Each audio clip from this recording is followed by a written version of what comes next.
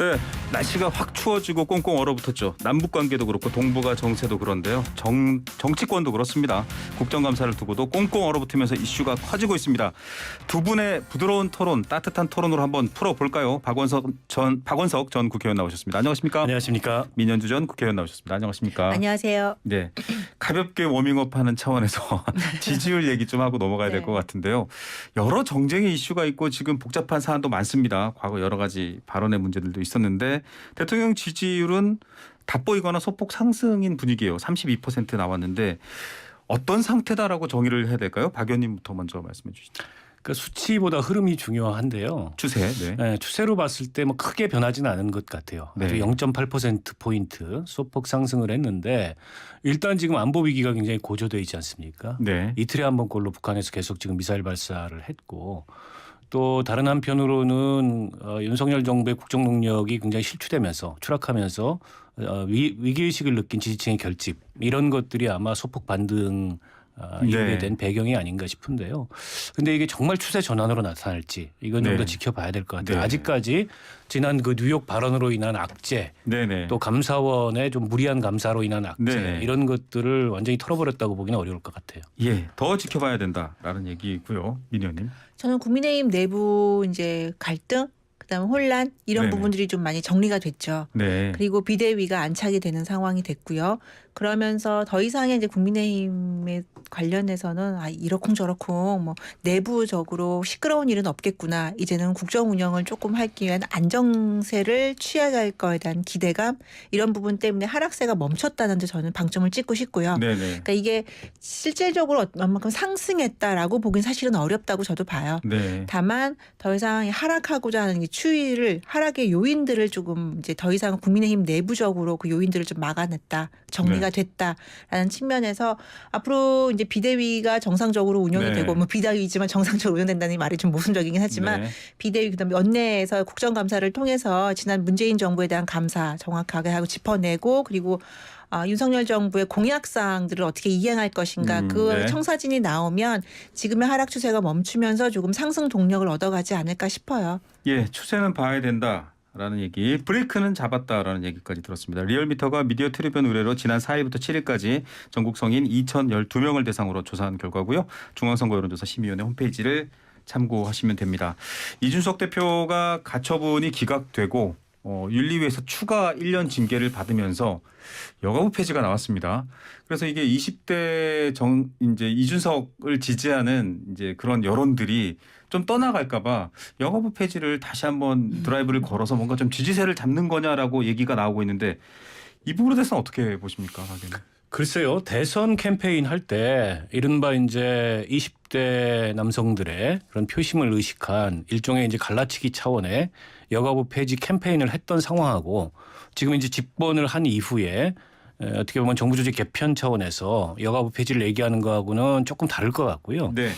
일단 지금 이준석 대표 사태를 계기로 20대 민심이 떠난 것은 조금 다른 차원인 것 같아요. 이게 네. 이제 여가부 폐지 이슈를 꺼내야 된다 그래서 다시 불러들일 수 있는 네네. 이런 차원이 아닌 것 같고 네. 여가부 폐지 그 자체는 그 자체로서 이제 쟁점인데 지금 야당에서는 어쨌든 반대 의견을 갖고 네. 있고 지금 정부가 내놓은 대안은 보건복지부 산하의 본부 아마 본부로 하게 되면 본부장이 실장급 정도 될 텐데요. 그 대안을 내놨는데 그걸로 과연 지금 대한민국 여전히 그 심각한 구조적 성차별 이런 문제를 정책적으로 총괄하고 컨트롤하는 그런 네. 역할을 할 수 있을까? 오히려 저는 이게 이제 좀 국회 차원에서 약간 타협점을 찾을 수 있다면 지금 인구가족 뭐 양성평등부 이런 얘기를 네. 했잖아요. 그래서 기존의 성평등 정책에 인구가족 정책을 포함하는 그런 어떤 부처로서 오히려 기능을 강화하는 대안을 제시한다면 그런 어떤 타협점이 마련될 수 있을 텐데 지금 정부가 제시한 어떤 대책을 가지고서 이건 이제 축소하는 거지 않습니까 전반적으로. 근데 또 기구는 축소하고 위상은 축소하면서 이게 성평등 정책을 강화하는 거라고 모순된 얘기를 하니까 설득력이 별로 없는 것 같아요.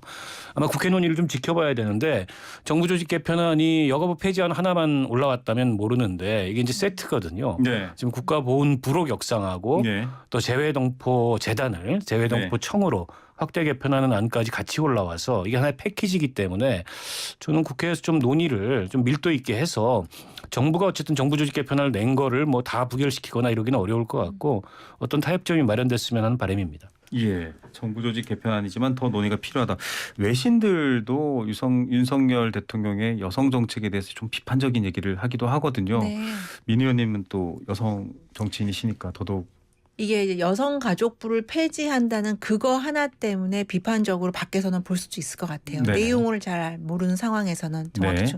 근데 저는 이제 정치에 입문하기 이전에 연구자로서 네네. 여성가족부나 이런 고용노동부 네네. 이쪽하고도 프로젝트도 많이 해봤었거든요. 네. 제가 그때 느꼈던 바는 우리나라 여성가족부는 정말 문제가 많아요. 그러니까 가족부 자체의 문제라기보다는 그 기능과 역할을 제대로 부여하지 않았고요. 그러니까 네. 약간 이제까지 뭐 나왔던 비판들이지만 이슈 파이팅 중심의 부처이지 어떤 정책을 갖다가 세워서 그걸 갖다 효과를 내게 결과물을 만들어내기는 굉장히 힘든 부처입니다. 네. 저는 양성평등의 문제에서 여성과 남성의 지금 격차가 없다라고 주장하지 않아요. 네. 없기 때문에 여성가족부 폐지해야 된다 그런 입장이 아니라 존재하는 이런 양성평등의 격차의 문제를 제대로 극복하고 지금 시대가 달라졌고 세대에 따라 다르게 나타나는 남녀의 격차의 양상을 제대로 추적해서 문제를 해결하기 위해서는 지금 현재 여성가족부로서는 택도 없다라고 저도 생각을 하는 입장이에요. 네. 그래서 저도 지난 대선 때도 여성가족부에 어떤 식으로든지 뭐 폐지든 기능 조정이든 뭐 부처로 갖다가 분산시키든지 그 역할을 해야 된다고 했었고요.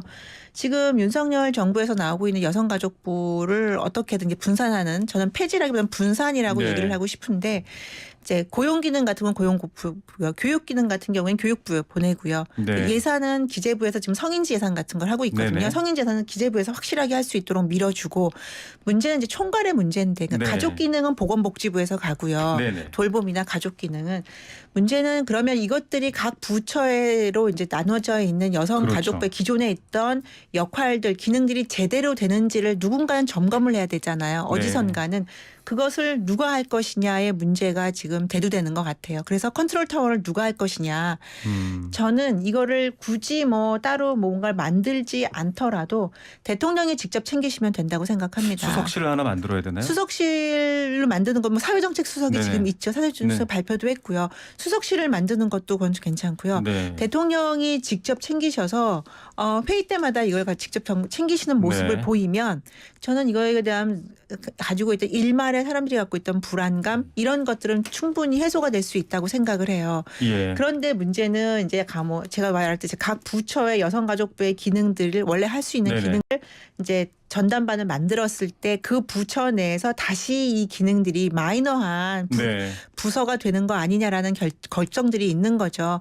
그렇기 때문에 저는 대통령이 직접 나서서 말씀도 하시고 정책도 챙기고 예산도 챙기고 그래서 성과가 어떻게 되고 있다는 걸 직접 계속 발언을 하신다면 저는 이거는 오히려 저 정착이 잘 될 거라고 생각을 합니다. 예. 뭐 그쪽 분야 전공자셔서 좀 다양하게 설명을 근데 해주셨네요. 이제 윤 대통령의 인식도 그렇고 지금 김현수 여가부 장관의 인식도 그렇고 네. 여성가족부 폐지를 하겠다는 그런 어떤 방침의 배경에 남녀 간의 구조적 성차별은 뭐 사라졌다. 많이 완화됐다. 네네. 때문에 이제는 그런 여성가족부와 같은 형태의 정부 기능보다는 뭐 실질적인 네. 뭐 그 여성의 뭐 그 취업이라든지 정책 이런 수행 것들을 중심으로. 정책 수행 중심으로 가야 된다 이렇게 얘기를 하는데 저는 그 인식 자체 동의하기가 어려워요. 네. 과연 우리가 그 남녀 간의 구조적 성차별이 사라졌는가. 모든 사회 지표를 보더라도 그렇게 판단하기가 어렵고 그렇기 때문에 더더욱 이 정부의 여성가족부 폐지가 결국에는 성평등을 오히려 악화시킬 그런 우려가 있다는 그 인식에 공감을 하고요. 지금 이제 민 의원님 말씀의 연장선에서 보면 여성가족부의 퍼포먼스가 훌륭했느냐. 네. 그 점에 있어서는 여러 가지 평가가 있을 수 네, 그렇죠. 있다고 생각하고 저도 뭐 썩 그렇게 훌륭했다고 생각하지 네네. 않습니다. 그러면 충분한 권한과 또 충분한 예산과 또 충분한 기능과 또 좋은 어떤 인적 자원들이 없었기 때문에 빚어진 문제라면 네. 오히려 이거는 강화를 해야 될 문제지 네. 부서를 뭐 보건복지부 산하의 본부로 네. 격화시키면서 이게 실질적 강화책이다라고 견강부회를 할 문제는 저는 아니라고 생각을 해요. 네. 일단 이거는 정부조직법이 통과돼야 어쨌든 여성가족부 폐지를 할 수 그렇죠. 있는 일인데 야당. 지금 정부가 얘기하는 정도의 설득력으로는 야당이 이걸 동의할 리가 만무합니다. 네. 그러면 결국엔 타협책을 찾는 수밖에 없어요. 네. 정부조직법안을 뭐 통과가 안 되면 지금 보훈부를 격상하는 거나 재외동포청이나 이게 다 네. 무산되는 거기 때문에 그렇죠. 그건 서로에게 이제 마이너스거든요. 그러면 실질적인 어쨌든 플러스가 되게 하려면 여성가족부 문제에 대해서는 저는 야당과 대화해서 타협점을 찾는 수밖에 없다라고 생각합니다. 두 분 다 사실 목적지는 같습니다. 더 강화해야 된다. 뭐 여러 가지 단점을 보완해야 된다인데 대통령과 정부 조직법의 내용을 보면 그 뜻이냐라고 하는데 최근에 윤석열 대통령이 출근하면서 피해 호소인과 같은 시각에서 탈피하고자 여가부를 폐지하는 내용이 있다. 이렇게 또 말씀해 주셨습니다. 이 의미를 보면 약간 또 정치적인 젠더 갈등을 좀 어느 정도는 이용하는 건가 또 이런 느낌도 들고요. 이게 워낙 또 민감한 사건이었고요. 저는 그렇게 생각하지는 않는 게 윤석열 대통령 대선 후보 시절에 경선 초반을 보면은 그때는 여가부 폐지 공약이 없었어요, 사실은. 네네. 그리고 여성 문제에 대해서 굉장히 젠더 인식이 있는 발언들도 많이 했었고요. 그 당시에 기억하시는지 모르겠죠. 이수정 교수 님이 네네. 이제 그 선대위도 들어왔었고요. 그래서 그런 것 때문에 약간 이준석 대표와의 갈등도 있었죠. 그 당시에. 기억하시는지 모르겠지만요. 그런데 지금 이제 말씀하신 것처럼 그 젠더 갈등을 이용한다기보다는 갈등의 양상이 달라지고 있는데 전 사실 네. 세대별로 지금 10대, 20대가 경험하는 젠더 달라요. 갈등과 네. 30대 그리고 제가 50대인데 50대가 경험하는 건 정말 다른 다르죠. 양상입니다.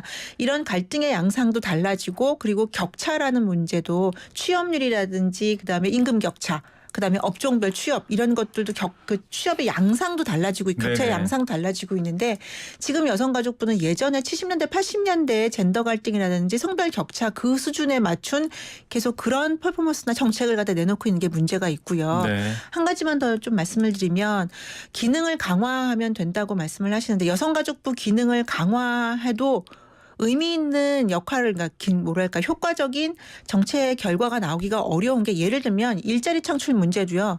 여성가족부가 일자리 창출 문제 하거든요. 여성 일자리 네네. 창출. 고용노동부가 해요. 네. 그러면 어느 부서가 더 힘이 세겠어요. 예산이 더 많겠어요. 그리고 정책 고용노동부. 인프라가 더 많겠어요. 고용노동부입니다. 네. 그럼 결국 여성가족부에서 한 이런 여성 일자리 창출 문제는 고용노동부에서 승인이 나지 않으면 제대로 수행이 안 돼요. 네. 그렇기 때문에 여성가족부가 독자적인 정책을 여성 관련된 특히 노동이라든지 이런 관련된 정책을 수행하는데 굉장히 힘이 빠져요. 네. 그러니까 이런 문제들은 바로잡을 필요가 있다는 거죠. 그 차원에서 저는 이번 여성가족부의 기능 조정 뭐 폐지를 하고도 얘기하지만 기능 조정을 통해서 제대로 된 성격차를 줄이고 그리고 갈등도 해소하는 문제로 나아가면 어떨까라는 생각이 듭니다. 네, OECD 성별 임금 격차 1위 나라가 우리나라죠. 박 의원님 피해 호소인 관련 그 표현만 한번 입장만 듣고 그게 주제를 좀 아마 이제 바꾸겠습니다. 그 박원순 전 서울시장 네, 사건이 그렇죠. 그 일어났을 사건이죠. 때 처음에 피해 호소인이라는 규정을 네네. 여성가족부에서 했다가 네. 그게 많은 이제 비난을 문매를 맞았죠. 받았어요. 특히 이제 젊은 페미니스트들로부터 이제 그걸 빗대서 얘기한 건데 여성가족부가 이제 그런 성폭력 문제에 대해서 조금 인식이 저는 미진했을 수 있다고 생각을 하고 근데 네. 그게 이제 부처 폐지에 과연 이유가 돼야 되느냐. 네네. 라는 생각이 들고요. 여성가족부가 하는 기능은 무슨 이런 개별 성폭력 사건이나 혹은 그와 관련된 뭐 성인지 감수성을 높이기 위한 뭐 교육이나 이것에만 국한되는 게 아닙니다. 그것보다 네. 정책 범위가 훨씬 더 넓어요. 근데 그런 넓은 정책 범위를 수행하기에 지금 여성가족부의 실질적인 역할이 부족했다라고 네. 한다면 그걸 보완하는 방향에서 어떻게 보면 역할을 강화하기 위한 그런 대안들을 내놔야 되는데 지금 정부가 내놓은 대안은 명백한 폐지안이거든요. 네. 그리고 축소안은 아닙니다. 이 독일처럼 우리보다 이제 일반적으로 성평등 지수가 높다고 하는 나라의 그 여성가족부도 뭐 인력이나 예산이나 이런 게 우리보다 비할 수 없이 크거든요. 네. 3배 이상 크거든요. 그런 점에 비추어 봤을 때 지금 윤석열 정부에서 지난 대선 캠페인의 연장선에서 여성가족부를 폐지하겠다는 이 지금 내놓은 정부 조직 개편안은 명백히 성평등 정책의 후퇴를 가져올 그런 위험성이 예. 높기 때문에 좀 공감하기가 어렵고요. 어쨌든 국회를 통과해야 된다. 네. 국회를 통과하려면 정부가 어쨌든 내놓은 안을 가지고 무조건 야당한테 받아들이라고 얘기할 수가 없고 설득을 해야 됩니다. 예. 국민을 설득해야 되고 야당을 설득해야 되는데 지금 설득하기에 너무 부족한 안이다. 그러면 네. 국회에서는 타협점을 찾는 수밖에 없다 이렇게 생각합니다. 알겠습니다. 자, 마지막 이슈도 좀 뜨거운데요. 때 아닌 친일, 반일 논란이 정치권으로 붙었는데 지금 한반도 안보 상황이 심각합니다. 미국, 중국, 대만 그리고 우크라이나, 러시아 전쟁까지 다 연결돼 있는데 이재명 이제 대표가 이 한반도에 우길기를 단 일본 군대가 들어오는 상황을 만들어서는 안 된다. 물론 복잡한 얘기가 있습니다만 여기에 대해서도 정진석 비대위원장은 조선이 일본군 때문에 망한 게 아니고 안에서 썩어 문드러졌다. 이게 또 이제 불을 붙였습니다. 식민사관 논란까지 왔는데 어떤 입장인지 박 의원님부터 먼저 한번 말씀해 주시겠어요? 저는 그런 두 가지 인식이나 규정에 다 공감하기가 어렵습니다. 아, 네. 이재명 그 대표가 비판한 대목 그 맥락은 제가 이해를 해요. 네네. 야당으로서 할 수 있는 문제 제기라고 생각해요. 네. 왜냐하면 이례적으로 이 한미일 군사 훈련의 수위가 높았습니다. 네. 예전에는 정보를 교류하거나 네. 아니면 수색 구조 대비 훈련을 위치도 먼 하거나 바다였었고요. PSI라 그래가지고 대량 살상 무기 확산 방지를 위한 네네. 그런 민간 선박에 대한 뭐 검색이라든지 이런 훈련을 하거나 이런 거였는데 이번에는 이제 미사일 요격 훈련을 공격 하고 훈련이었죠. 대잠수함 훈련을 하고 이건 명백한 이제 공동 군사 훈련이거든요. 네네. 안보 협력보다 수위가 훨씬 높은 겁니다. 그렇죠. 근데 이거를 국민적 공론화나 이런 거 없이 갑자기 방향을 선회해서 네. 지난 인수위 때까지만 해도 이 질문이 들어오면 염두에 두지 않는다고 네네. 대답을 하다가 나토 정상회의 이후로 갑자기 바뀌었어요. 네. 그럼 왜 바뀌게 됐는지 왜 이게 불가피한지 설명을 해야 되는데 그냥 북핵 위협만 얘기를 하고 있습니다. 네네. 그런데 이건 반대로 러시아나 중국을 굉장히 자극할 가능성이 북중로가 뭉칠 수도 있어요. 있고요. 우리가 한미일 공조 못지않게 북중로가 이렇게 뭉치는 거 네네. 이거를 좀 흐트러뜨려 놔야 되고 네. 중국이 어쨌든 북핵 억제 차원의 이런 균형자 역할을 하도록 만들어야 되는데 그런 외교가 전무하거든요. 이렇게 비판하면 되는데 그거를 무슨 친일 이 국방 정책이다. 라고 하는 거는 조금 좀 나간 네. 표현의 수위가 너무 나갔다. 그리고 극단적 이게 이제 친일 막 국방 이렇게 프레임이 돼가지고 그렇게 공격을 하니까 국민의힘에서는 반대로 종북 프레임을 또 내걸지 않습니까? 네네. 지금 친일과 종북 프레임이 대결하는 구도는 대한민국 정치에 전혀 바람직하지 그렇죠. 않다. 과거. 예. 이 말씀을 우선 드리고 싶습니다. 네. 정진석 비대위원장의 발언. 글쎄요. 저는 정진석 비대위원장의 역사관이 어떤 건지는 모르겠지만 물론 조선 왕조가 말기적 증상을 보여서 네. 우리 스스로를 지키지 못하고 을사늑약을 맺은 측면이 있지만 일본의 그런 침략 야욕이 없었다면 이런 종말을 맞이했을까요? 네. 그런 면에서 마치 일본은 아무런 침략 야욕이 없는데 우리가 스스로 무너졌다라고 얘기하는 거는 역사인식에 좀 심각한 문제가 있다고 봅니다. 네. 미디어님.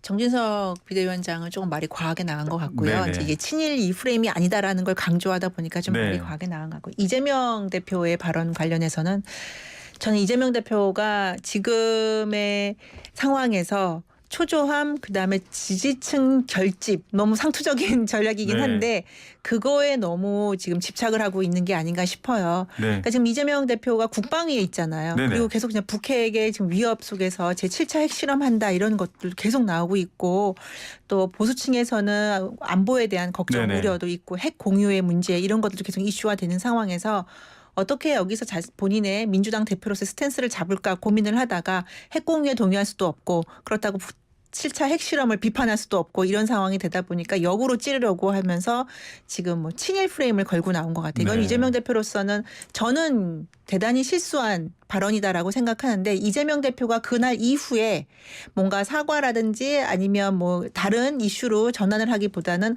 더 강한 라이브를 걸면 유튜브 라이브를 하면서 더 네네. 강한 발언을 했거든요. 한미일 안보 공조 절대 안 된다라는 그런 발언을 하는 걸 보면서 지금은 이재명 대표가 본인이 지금 30% 정도에 머물러 있는 당 지지율이라는 측면에서 이걸 더 결집을 시켜야겠다. 정치적 의도가 있다. 네, 정치적 의도가 있다. 왜냐하면 민주당에서 최근에 발표했다고 하는 보고서를 대선 패배 네. 보고서를 제가 간단하게만 봤는데 거기서 보면 총 집결을 했을 때 민주당 지지층이 한 40% 안팎으로 나오는 네. 걸로 보이더라고요. 그러니까 그 정도까지는 내가 당대표로서 집결을 시켜야겠다. 그래서 색깔이 옅은 친문 지지자들도 네. 지금 이 안보 이슈에 대해서만큼은 우리가 결집시킬 수 있다라는 그런 의도를 가지고 하는 발언이 아닌가 싶어요. 예, 또 좀 복잡한 얘기가 있는데요. 갑자기 또 김의겸 의원이 한동훈 장관의 미국 출장 관련해서 이 북한의 비트코인 관련된 사건에 한국 정치인이 연루돼 있다 이런 얘기가 나오면서 뭐 셀프 폭로냐, 뭐 네. 미리 수사 가이드라인이냐 네. 지금 논란이 크거든요. 짧게 한 마디씩만 질문해 볼까요? 아직은 저는 뭐 설익은 음모론 같은 얘기인 것 같고요. 법무부 장관이 설마 그것 때문에 미국 출장을 갔겠습니까? 그리고 그건 출장까지 안 가도 마음 먹으면 뭐 그런 공조가 불가능했겠어요. 근데 그 인터넷 도는 그런 정보를 가지고서 네네. 지난번에 이제 질의를 했다가 본전 못 찾은 기억이 네. 되는데 거기서 멈춰야 되는데 더 나아가서 이게 이제 이재명, 박원순 뭐 다 민주당을 네네. 엮기 위한 그런 수사 차원에서 법무부 장관이 직접 미국에 갔다라고 하는 거는 설득력이 없는 지금 네. 보기에는 그런 주장인 것 같고 저는 국회에서 뭐 국회의원이 의혹도 제기하고 네네. 뭐 때로는 뭐 음모론에 가까운 얘기지만 어쨌든 국민들이 의혹을 갖는 문제에 대해서 대변할 수 있다고 보는데 글쎄요. 저는 일반적인 설득력이 좀 있어야 되는데 아직은 그런 것 같지가 않습니다. 네, 아직 설익은 음모론 수준으로밖에 안 보인다. 저도 박 의원님 의견에 상당 부분 동의하면서 김의겸 의원도 비슷하게 지금 민주당의 몇몇 분들이 그 초조함의 발로 그다음에 여기서 어떻게든 한동훈 장관에 대한 견제 의식인 것 같은데 네. 이번 질의는 만일에 이게 문제가 된다면 정말 수사해야죠. 네. 당연히 수사해야 되는 문제라서 어떤 의도를 가지고 했는지 본인이 그 자기 발에 걸려 넘어진 것이 아닌가라는 생각도 들 정도로 좀 엉뚱한 질의였던 것 같아요. 예, 끝으로 짧게 한 문장씩만 답변 부탁드리겠습니다. 이 대만과 중국 갈등이 커지게 되면 미국이 일본에게 일정 정도 한반도의 안보를 맡길 수 있느냐 지금 이 위기에 대한 지적도 있는 것 같거든요. 어떻게 판단하시는지 간단하게만 답변 한마디씩 부탁드립니다. 우리로서는 한일 간의 군사 협력이라는 게 불가피한 현실이에요. 네네. 한미 공조를 하고 한미 동맹에 의존하고 있기 때문에. 근데 이제 문제는 그 수위입니다. 자칫하면은 이게 일본의 군사대국화를 네. 열어주는 그런 절약을 우리가 깔아주는 식으로 네. 이 한일 군사 협력이 강화돼서는 안 된다고 봅니다. 네. 전 바로 이런 지점 때문에 우리가 한미일 군사 협력할 때 네. 분명히 적극적인 역할을 해야 된다고 생각해요. 네. 그렇지 않으면 일본에게 주도권을 뺏길 위험이 상당히 있거든요. 예, 같은 말 같기도 하네요. 자, 오늘 말씀 여기까지 듣겠습니다. 감사합니다. 맞습니다.